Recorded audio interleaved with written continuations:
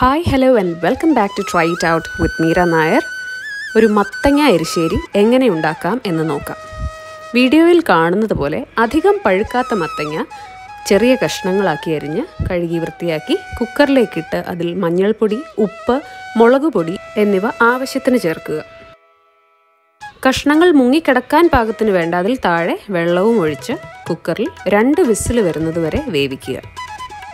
ഇനി എരിശ്ശേരിക്കുള്ള അരപ്പ് തയ്യാറാക്കാം. അതിനായി ഒരു പിടി തേങ്ങ, ഒരൽപ്പം ജീരകം, 2 അല്ലി വെളുത്തുള്ളി എന്നിവ തോരൻ്റേതിനേക്കാൾ കുറച്ചുകൂടി അധികം അരച്ചെടുക്കുന്നു. ഒരുപാട് അരഞ്ഞു പോകേണ്ട ആവശ്യമില്ല. ഈ സമയം സ്റ്റീം പോയ ശേഷം കുക്കർ തുറന്ന് നോക്കാം.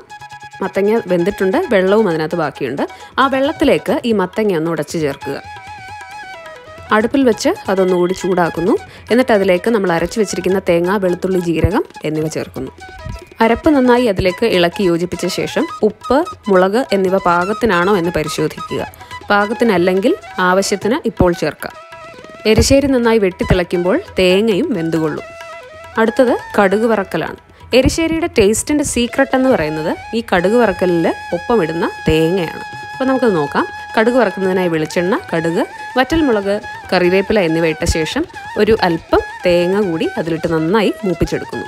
ഈ ബ്രൗൺ കളർ ആകുന്നത് വരെ മൂപ്പിച്ച ശേഷം എരിശ്ശേരി കൂടി അതിലേക്ക് ഒഴിച്ച് നല്ലതുപോലെ ഇളക്കി ഉടൻ തന്നെ അടുപ്പിൽ നിന്ന് വാങ്ങാവുന്നതാണ്.